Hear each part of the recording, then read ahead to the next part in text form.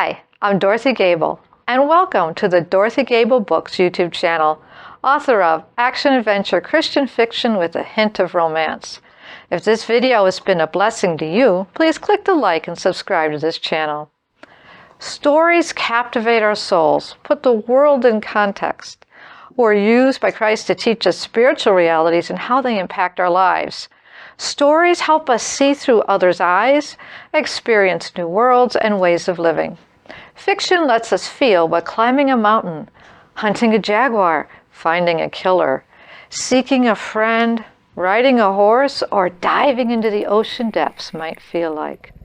For a lover of stories will look for the story in a mystery, the action-adventure, spy novel, romance, science fiction, or historical fiction.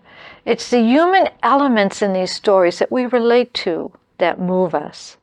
The loneliness of an off-world station on Ganymede, Jupiter's moon, the drive that sends a circuit preacher in northern Canada with his dog sled out into a winter's bitter cold, a forest ranger's commitment in Wyoming to brave the rugged Rockies, a New York socialite's alienation in a crowd, or a librarian's pursuit of truth in a Midwest town.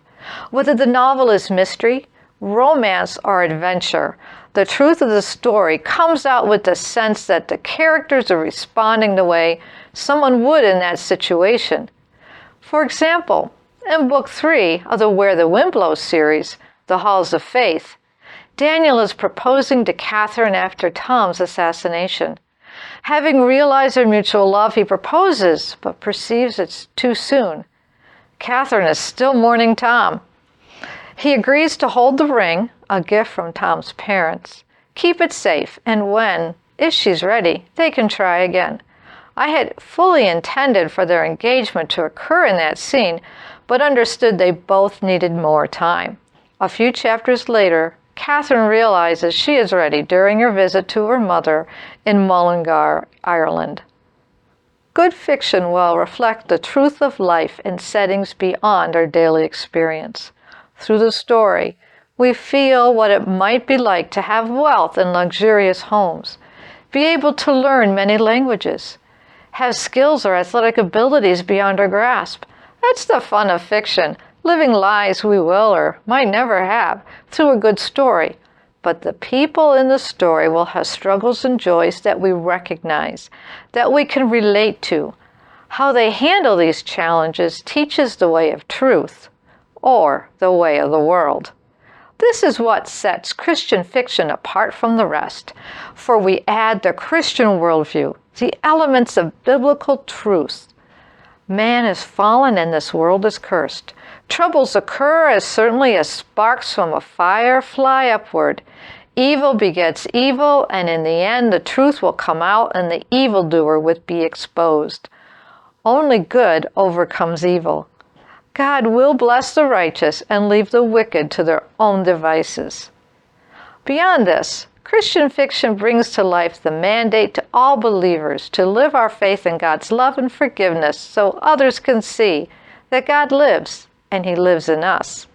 We are called to forgive, to pray for God to bless those who harm us, to share the wonders of salvation and deliverance from the power of sin, of the walk with the Holy Spirit and Jesus by our side, of the joys discovering God and His truth through study of His Word. While Christian fiction does not have to extensively quote verses or expound on points of doctrine and theological truth, the plot points should reflect the truth that man is basically bad and can only be redeemed from the inside out by the work of God. That even if boasters seem to prosper for a time, their eventual judgment will come. In this vein, Christian fiction will not be all sunshine, sweetness, and light. We live in a fallen world that works against the good one seeks to do. Setbacks, losses, disasters occur to all. And it is as our heroes and heroines meet these challenges, sometimes stumbling or falling for a time, how they find the Lord and His path for them. That is the Christian turning of the plot where the reader meets a living, loving God who is active in believers' lives. Where did these points come from? How would I know what this might be like? The author draws from their experiences with setbacks, disappointments, betrayals, and sudden unexpected changes in one's life with the Lord's sustaining grace and amazing provision. For example, my husband and I were talking with the pastor about feeling led to become missionaries. He warned us that the Lord would lead us in one direction to get us to a particular point and then drastically change our path to send us somewhere else. In other words, while we could plan on being at God's Lake Narrows, Manitoba, where we served as missionaries for a few years, for a long time, the Lord might lead differently, and He did. He sent us to Moose Lake, Manitoba. And remember, the Lord works through all believers, not just pastors and missionaries. In time, the Lord led us back to normal life, where our ministry opportunities looked and felt very different. These challenges are a part of the Down a Crooked Path trilogy and are discussed in my videos on this series. An author builds these truths into the stories, portraying the victory, settled joy, and constant provision of a loving God drawn from their life experiences with the Creator. I didn't perceive until years later the broad Christian themes that undergirded the plots of my novels. I will list some works that have yet to be published and some that have already been. The David series, Learning to Live in a New Culture. Long Way Home, that's the working title, which will probably change. Of the culture shock of living in a different culture and how the changes in us impact going back home. Down a Crooked Path, forgiveness, reconciliation, as well as the transformation of characters after their salvation, along with the Lord's redirection in characters' lives. A current work, Lemurian Chronicles, a fantasy series, will look at what a Christian nation looks like and its transition from stability and faith to turning away from God, degradation, loss, and restoration. Writing these novels has deepened my faith, sent me back to my Bible to search and dig into its truths.